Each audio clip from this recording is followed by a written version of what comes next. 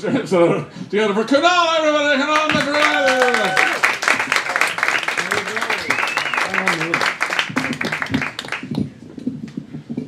Hi! Hi! Nice. As you can make out from my accent and my head bobs, I'm from India. not Dakota. No, you made out, right? Yeah, I'm from South Dakota. Fucking with you, I'm from India. But when I biked across America, I had a lot of people say, India? You all speak Hindu? Hinduism's a religion, but fuck it. Yeah, I speak Hindu fluently. I also speak a bit of Christian. The Book of Mormon? Yeah. I speak a pamphlet of Jehovah's Witness. And I also speak Laughing Buddha. But I don't speak one word of Scientology. It's fucked up. Does anyone know how many gods there are in Hinduism? Take a guess. Take a wild guess. 9. 9? You're fucking with me. Look, we have to end it today. 100. One more chance. Come on. 5. 530. 330 million gods. Yeah. We have 10 more million gods than there are Americans. But it began with just 3 guys, Brahma, Vishnu and Shiva. I think these 3 were the first to outsource everything to India. And India is a land of plenty. We have plenty fucking gods. We also have 1.4 billion people and we have 800 languages. Imagine that, 800 languages. But because the British rule the country, all the signs are in English. Interesting English. And this is a true story. So you go to a hospital, there are 2 signs. One that says emergency and one that says casual emergency. I have a heart attack. Do I need a tie? I broke my arm. Is there a dress code? I got malaria. Will khakis do? How do I look? But there are a lot of emergencies in India, like real emergencies. In Bombay alone, 20 people a day die falling out of trains. Yeah. Now you're thinking, what the fuck? How do people fall out of trains? Well, our dear government, so that we have cool breeze, instead of having an AC, they just didn't put doors. So breeze comes in and people sometimes fall out. It's population control, But as many people as die from trains in Bombay, a lot more people are trying to commit suicide by lying on train tracks and getting trains to run over them. That's funny, yeah? Don't worry, it's much harder than it sounds. My advice, if you want to commit suicide, I'm not saying you should, yeah, but if you want to commit suicide, is carry a lunchbox.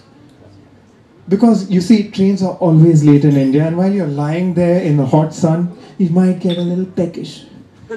And you don't want to get confused to all the other people who are dying of hunger and starvation, right? You're making a statement. You're saying, hey, I committed suicide. I'm not like these people dying of starvation, right? So just bring a snack. Dark, yeah? But, I snacked a lot, but, well, I didn't commit suicide. But anyway, I snacked a lot as a kid and I ate jam with everything. And India's favorite jam is Kisan mixed fruit jam. You got this big bottle with pictures of strawberries and bananas. And under it, in fine print, it said, contains no fruit whatsoever. So my favorite jam was basically lots of sugar, gelatin and water. And of course, because we are Indian and we love color, red dye. They say a picture's worth 1,000 words, but in India, picture's worth 5,000 calories. Or as they say in Louisiana, breakfast. And Americans are getting fatter and fatter.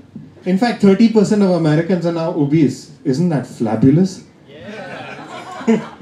And every exercise and diet has been tried out. In fact, Reebok's come out with something new. They call it CrossFit. Oh, but Reebok, CrossFit's not new. Jesus was CrossFit 2,000 years ago. Too soon? Speak very little Christian. Do you think it's also too soon for America to finally have its first female president? Wow, Fox News here.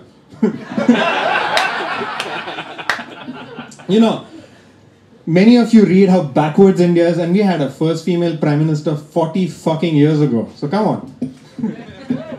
But a lot of American men say women can't lead. They have those 5 rosy days each month. Really?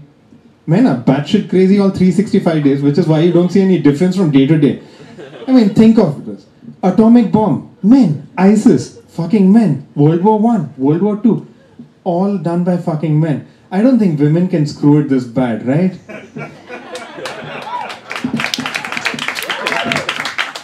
But then they argue, and they actually have. Then they argue that Hillary Clinton's too old. Well, at least that's a good thing, right? Now you don't have to worry that she has PMS and the nuclear codes at the same time. Unlike Ronald Reagan, who had Alzheimer's. Honey, do you want some popcorn from the microwave? Beep, beep. Oh, there goes China and all your fucking mobile phones. But there's even better news. Before we elect a female president, which I hope we do, there's talks about putting a woman on the $20 bills. No one's heard of this? Yeah, then fucking clap. They're talking about putting Rosa Parks, maybe Eleanor Roosevelt. And the Republicans are pissed off that they're not putting Sarah Palin on these things. But I agree with them. I mean, look at it. She'd boost the economy. If you see her face on your bills, you want to get rid of your money. She's a one-woman billionaire's package. But there's a problem here. You know, you need to be dead 20 years to have your face on the bills. And it seems being brain dead doesn't count.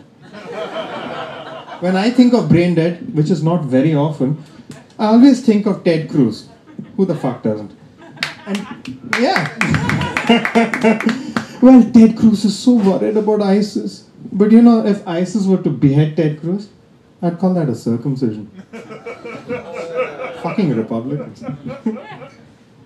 Does everyone here believe in evolution? Because half of America doesn't. Does everyone here? Well, I don't. I mean, you think about it. Life has evolved for billions of years only to reach a point today where 60 million people of our species loves Justin Bieber. Fucking little prick. And we've been focusing on fucking little pricks forever, haven't we? I mean, Freud even wrote something called penis envy, which is women want penises. So, I decided to test his theory. I asked all the women I ever meet whether they'd like to touch my penis. Don't worry, it's been a complete failure. Meanwhile, a girlfriend of mine asked random men whether they'd like to touch her breasts. Now come on guys, all of you would touch a breast. In fact, all the women would touch a breast. Fucking platypuses would touch a woman's breast if given a chance, right?